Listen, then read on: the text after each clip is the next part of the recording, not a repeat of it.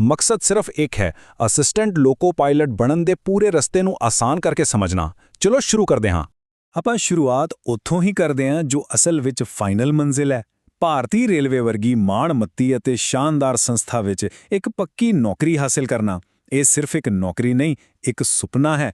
ਪਰ ਇਸ ਸੁਪਨੇ ਤੱਕ ਪਹੁੰਚਣ ਲਈ ਬਿਨਾਂ ਕਿਸੇ ਗਲਤੀ ਦੇ ਸਹੀ ਰਣਨੀਤੀ ਬਣਾਉਣੀ ਬਹੁਤ ਜ਼ਰੂਰੀ ਹੈ। ਹੁਣ ਜ਼ਰਾ ਇਸ ਨੰਬਰ ਵੱਲ ਗੌਰ ਕਰਿਓ, 11,127 ਅਸਾਮੀਆਂ ਅਤੇ ਮੁੱਢਲੀ ਯੋਗਤਾ। ਦੇਖੋ, ਇਹ ਅਸਾਮੀਆਂ ਪੂਰੇ ਦੇਸ਼ ਵਿੱਚ ਅਲੱਗ-ਅਲੱਗ ਜ਼ੋਨਾਂ ਵਿੱਚ ਵੰਡੀਆਂ ਹੋਈਆਂ ਨੇ। ਇੱਥੇ ਇੱਕ ਬਹੁਤ ਹੀ ਖਾਸ ਧਿਆਨ ਦੇਣ ਵਾਲੀ ਗੱਲ ਹੈ। ਉਮੀਦਵਾਰਾਂ ਨੂੰ ਸਿਰਫ ਇੱਕ ਰੇਲਵੇ ਭਰਤੀ ਬੋਰਡ ਯਾਨੀ ਆਰਆਰਬੀ ਦੀ ਚੋਣ ਕਰਨੀ ਹੋਵੇਗੀ। ਗਲਤੀ ਨਾਲ ਵੀ ਇੱਕ ਤੋਂ ਵੱਧ ਬੋਰਡਾਂ ਵਿੱਚ ਅਪਲਾਈ ਨਾ ਕਰ ਦੇਣਾ, ਨਹੀਂ ਤਾਂ ਅਰਜ਼ੀ ਸਿੱਧੀ ਰੱਦ ਹੋ ਜਾਵੇਗੀ। ਇਸ ਲਈ ਬੇਸਿਕ ਸ਼ਰਤਾਂ ਬਿਲਕੁਲ ਸਖਤ ਨੇ। ਉਮਰ 18 ਤੋਂ 30 ਸਾਲ ਦੇ ਵਿਚਕਾਰ ਹੋਣੀ ਚਾਹੀਦੀ ਹੈ। 10ਵੀਂ ਦੇ ਨਾਲ ITI ਜਾਂ ਡਿਪਲੋਮਾ ਪੂਰਾ ਹੋਣਾ ਲਾਜ਼ਮੀ ਹੈ। ਤੇ ਹਾਂ, ਜੇ ਕੋਈ ਉਮੀਦਵਾਰ ਅਜੇ ਆਪਣੇ ਫਾਈਨਲ ਨਤੀਜਿਆਂ ਦੀ ਉਡੀਕ ਕਰ ਰਿਹਾ ਹੈ ਤਾਂ ਮਾਫ ਕਰਨਾ, ਉਹ ਬਿਲਕੁਲ ਵੀ ਐਲੀਜੀਬਲ ਨਹੀਂ ਹੈ। ਹੁਣ ਡਿਗਰੀਆਂ ਅਤੇ ਉਮਰ ਤੋਂ ਇਲਾਵਾ ਪਤਾ ਸਭ ਤੋਂ ਵੱਡੀ ਰੁਕਾਵਟ ਕੀ ਹੈ? ਇੱਕ ਅਜਿਹੀ ਪੱਕੀ ਸ਼ਰਤ ਜੋ ਕਈ ਉਮੀਦਵਾਰਾਂ ਨੂੰ ਪ੍ਰੀਖਿਆ ਦੇਣ ਤੋਂ ਪਹਿਲਾਂ ਹੀ ਰੇਸ ਵਿੱਚੋਂ ਬਾਹਰ ਕਰ ਦਿੰਦੀ ਹੈ। ਉਹ ਵੱਡੀ ਰੁਕਾਵਟ ਹੈ A1 ਮੈਡੀਕਲ ਸਟੈਂਡਰਡ। ਇੱਕ ਲੋਕੋ ਪਾਇਲਟ ਦੀ ਨਜ਼ਰ ਬਿਨਾਂ ਐਨਕਾਂ ਤੋਂ ਬਿਲਕੁਲ 6x6 ਹੋਣੀ ਚਾਹੀਦੀ ਹੈ। ਅਤੇ ਧਿਆਨ ਦਿਓ, ਜੇਕਰ ਕਿਸੇ ਨੇ ਲੇਸਿਕ ਜਾਂ ਅੱਖਾਂ ਦੀ ਕੋਈ ਵੀ ਸਰਜਰੀ ਕਰਵਾਈ ਹੈ ਤਾਂ ਉਸ ਨੂੰ ਸਿੱਧਾ ਅਯੋਗ ਕਰਾਰ ਦਿੱਤਾ ਜਾਵੇਗਾ। ਰੇਲਵੇ ਇੱਥੇ ਕੋਈ ਸਮਝੌਤਾ ਨਹੀਂ ਕਰਦਾ, ਬਿਲਕੁਲ ਵੀ ਨਹੀਂ। ਅਰਜ਼ੀ ਪ੍ਰਕਿਰਿਆ ਸਮਾਂ ਤੇਜ਼ੀ ਨਾਲ ਨਿਕਲ ਰਿਹਾ ਹੈ। 14 ਜੂਨ 2026 ਆਖਰੀ ਤਾਰੀਖ ਹੈ। ਹਾਲਾਂਕਿ ਗਲਤੀਆਂ ਠੀਕ ਕਰਨ ਲਈ ਬਾਅਦ ਵਿੱਚ ਇੱਕ ਛੋਟੀ ਜਿਹੀ ਵਿੰਡੋ ਮਿਲੇਗੀ, ਪਰ ਉਸ ਲਈ ਐਕਸਟਰਾ ਫੀਸ ਲੱਗੇਗੀ। ਇਸ ਲਈ ਵਧੀਆ ਇਹੀ ਹੈ ਕਿ ਪਹਿਲੀ ਵਾਰ ਵਿੱਚ ਹੀ ਸਭ ਸਹੀ ਭਰਿਆ ਜਾਵੇ।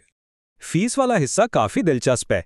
ਰੇਲਵੇ ਅਸਲ ਵਿੱਚ ਉਮੀਦਵਾਰਾਂ ਨੂੰ ਉਹਨਾਂ ਦੀ ਜ਼ਿਆਦਾਤਰ ਫੀਸ ਵਾਪਸ ਕਰ ਦਿੰਦਾ ਹੈ, ਪਰ ਇਹ ਰਿਫੰਡ ਸਿਰਫ ਉਹਨਾਂ ਨੂੰ ਹੀ ਮਿਲੇਗਾ ਜੋ ਪਹਿਲੇ ਪੜਾਅ ਦੀ ਪ੍ਰੀਖਿਆ ਦੇਣ ਅਸਲ ਵਿੱਚ ਸੈਂਟਰ ਤੇ ਜਾਣਗੇ। ਘਰ ਬੈਠਣ ਵਾਲਿਆਂ ਨੂੰ ਕੁਝ ਨਹੀਂ ਮਿਲਣਾ। ਫਾਰਮ ਭਰਦੇ ਵਕਤ ਕੁਝ ਵੱਡੀਆਂ ਗਲਤੀਆਂ ਤੋਂ ਬਚਣਾ ਬਹੁਤ ਜ਼ਰੂਰੀ ਹੈ, ਜਿਵੇਂ ਲਾਈਵ ਫੋਟੋ ਖਿੱਚਣ ਵੇਲੇ ਚਿੱਟੇ ਕੱਪੜੇ ਨਾ ਪਾਓ, ਟੋਪੀ ਜਾਂ ਐਨਕਾਂ ਨਾ ਲਗਾਓ, ਤੇ ਦਸਤਖਤ ਲਈ ਅੰਗਰੇਜ਼ੀ ਦੇ ਵੱਡੇ ਅੱਖਰ ਯਾਨੀ ਬਲੌਕ ਲੈਟਰਸ ਬਿਲਕੁਲ ਨਾ ਵਰਤੋ।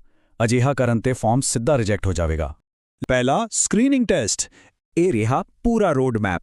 ਉਮੀਦਵਾਰ ਅਤੇ ਉਸ ਲੋਕੋਮੋਟਿਵ ਕੈਬਿਨ ਦੇ ਵਿਚਕਾਰ ਕੁੱਲ 4 ਸਖਤ ਪੜਾਵ ਨੇ। ਪਹਿਲਾ ਸਕਰੀਨਿੰਗ, ਫਿਰ ਮੈਰਿਟ ਤੇ ਟ੍ਰੇਡ ਟੈਸਟ, ਉਸ ਤੋਂ ਬਾਅਦ ਐਪਟੀਟਿਊਡ ਟੈਸਟ ਤੇ ਲਾਸਟ ਵਿੱਚ ਦਸਤਾਵੇਜ਼ਾਂ ਦੀ ਜਾਂਚ ਅਤੇ ਮੈਡੀਕਲ, ਬਿਲਕੁਲ ਇੱਕ ਵੀਡੀਓ ਗੇਮ ਦੇ ਲੈਵਲਾਂ ਵਾਂਗ। ਪਹਿਲਾ ਲੈਵਲ ਯਾਨੀ CBT 1 ਇੱਕ ਬਹੁਤ ਹੀ ਫਾਸਟ ਟੈਸਟ ਹੋਣ ਵਾਲਾ ਹੈ। ਸਿਰਫ 60 ਮਿੰਟਾਂ ਵਿੱਚ 75 ਸਵਾਲ, ਗਣਿਤ, ਰੀਜ਼ਨਿੰਗ ਅਤੇ ਸਾਇੰਸ। ਤੇ ਯਾਦ ਰੱਖਿਓ, ਇੱਥੇ ਨੈਗੇਟਿਵ ਮਾਰਕਿੰਗ ਹੈ। ਬਿਨਾਂ ਸੋਚੇ ਤੁੱਕੇ ਲਗਾਣੇ ਇੱਥੇ ਬਹੁਤ ਮਹਿੰਗੇ ਪੈ ਸਕਦੇ ਨੇ। ਹਰ ਗਲਤ ਜਵਾਬ ਮਿਹਨਤ ਨਾਲ ਕਮਾਏ ਸਹੀ ਅੰਕਾਂ ਵਿੱਚੋਂ 1/3 ਹਿੱਸਾ ਕੱਟ ਲਵੇਗਾ। ਇੱਥੇ ਨੰਬਰ 15 ਨੂੰ ਯਾਦ ਰੱਖਣਾ ਬਹੁਤ ਜ਼ਰੂਰੀ ਹੈ। CBT 1 ਕਲੀਅਰ ਕਰਨ ਵਾਲਿਆਂ ਦੀ ਗਿਣਤੀ ਕੁੱਲ ਅਸਾਮੀਆਂ ਦੇ ਸਿਰਫ 15 ਗੁਣਾ ਹੀ ਹੋਵੇਗੀ। ਮਤਲਬ ਬਾਕੀ ਸਾਰੇ ਉਮੀਦਵਾਰਾਂ ਦਾ ਸਫ਼ਰ ਇੱਥੇ ਹੀ ਖਤਮ। ਮੁਕਾਬਲਾ ਸੱਚਮੁੱਚ ਬਹੁਤ ਸਖਤ ਹੈ। ਹੁਣ ਵਾਰੀ ਹੈ ਚੌਥੇ ਪੜਾਅ ਦੀ। ਦੂਜੇ ਪੜਾਅ ਦਾ ਪੂਰਾ ਬ੍ਰੇਕਡਾਊਨ। ਜਿਹੜੇ ਖੁਸ਼ਕਿਸਮਤ ਤੇ ਮਿਹਨਤੀ ਉਮੀਦਵਾਰ ਅੱਗੇ ਜਾਣਗੇ, ਉਹਨਾਂ ਦਾ ਸਾਹਮਣਾ ਹੁਣ ਹੋਰ ਵੀ ਗੁੰਝਲਦਾਰ ਪ੍ਰੀਖਿਆ ਨਾਲ ਹੋਵੇਗਾ। CBT 2 ਅਸਲ ਵਿੱਚ 2 ਵੱਖ-ਵੱਖ ਹਿੱਸਿਆਂ ਦਾ ਕੰਬੋ ਹੈ। ਪਾਰਟ A 90 ਮਿੰਟ ਦਾ ਹੈ, ਜਿਸ ਤੋਂ ਮੈਰਿਟ ਬਣੇਗੀ, ਪਰ ਪਾਰਟ B ਉਹ 60 ਮਿੰਟ ਦਾ ਇੱਕ ਖਾਸ ਟੈਕਨੀਕਲ ਟੈਸਟ ਹੈ। ਪਾਰਟ B ਵਿੱਚ ਘੱਟੋ-ਘੱਟ 35% ਲੈ ਕੇ ਪਾਸ ਹੋਣਾ ਜ਼ਰੂਰੀ ਹੈ, ਨਹੀਂ ਤਾਂ ਪਾਰਟ A ਦੇ ਵਧੀਆ ਨੰਬਰ ਵੀ ਕਿਸੇ ਕੰਮ ਨਹੀਂ ਆਣਗੇ। ਇਸੇ ਕਰਕੇ ਪਾਰਟ B ਸਿੱਧਾ ਉਮੀਦਵਾਰ ਦੀ ਟੈਕਨੀਕਲ ਪੜ੍ਹਾਈ ਨਾਲ ਜੁੜਿਆ ਹੈ। ਸਿਲੇਬਸ ਇਲੈਕਟ੍ਰੀਸ਼ੀਅਨ, ਫਿਟਰ ਜਾਂ ਮਕੈਨਿਕ ਵਰਗੇ ਟ੍ਰੇਡਾਂ ਵਿੱਚੋਂ ਹੋਵੇਗਾ। ਉਮੀਦਵਾਰਾਂ ਨੂੰ ਬਹੁਤ ਸੋਚ ਸਮਝ ਕੇ ਉਹੀ ਟ੍ਰੇਡ ਪੇਪਰ ਚੁਣਨਾ ਪਵੇਗਾ ਜੋ ਉਹਨਾਂ ਦੀ ਮੁੱਢਲੀ ਸਿੱਖਿਆ ਨਾਲ ਬਿਲਕੁਲ ਮੇਲ ਖਾਂਦਾ ਹੋਵੇ। ਆਖਰੀ ਪੜਾਅ ਯਾਨੀ 5ਵਾਂ ਪੜਾਅ, ਐਪਟੀਟਿਊਡ ਟੈਸਟ ਅਤੇ ਫਾਈਨਲ ਸਟੈਪਸ। ਹੁਣ ਆਪਾਂ ਬਿਲਕੁਲ ਆਖਰੀ ਮੰਜ਼ਿਲ ਤੇ ਹਾਂ, ਜਿੱਥੇ ਦਿਮਾਗੀ ਤੇਜ਼ੀ ਅਤੇ ਸਹੀ ਕਾਗਜ਼ਾਤ ਹੀ ਅਸਲੀ ਜਿੱਤ ਦਿਲਵਾਣਗੇ। CBAT ਯਾਨੀ ਕੰਪਿਊਟਰ ਬੇਸਡ ਐਪਟੀਟਿਊਡ ਟੈਸਟ ਇੱਕ ਬੜਾ ਹੀ ਵੱਖਰਾ ਮਨੋਵਿਗਿਆਨਿਕ ਟੈਸਟ ਹੈ। ਹਰੇਕ ਸੈਕਸ਼ਨ ਵਿੱਚ ਘੱਟੋ-ਘੱਟ 42 ਦਾ T ਸਕੋਰ ਲੈਣਾ ਹੀ ਪਵੇਗਾ। ਪਰ ਖੁਸ਼ਖਬਰੀ ਕੀ ਹੈ? ਸ਼ੁਕਰ ਹੈ ਕਿ ਇਸ ਵਿੱਚ ਕੋਈ ਵੀ ਨੈਗੇਟਿਵ ਮਾਰਕਿੰਗ ਨਹੀਂ ਹੈ। ਆਰਾਮ ਨਾਲ ਅਟੈਂਪਟ ਕਰੋ।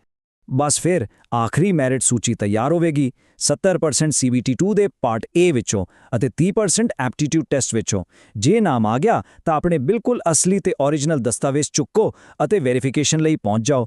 ਹਾਂ, ਪੋਰਟਲ ਤੇ ਪਹਿਲਾਂ ਕਲਰ ਸਕੈਨ ਜ਼ਰੂਰ ਅਪਲੋਡ ਕਰ ਦੇਣੇ ਨੇ।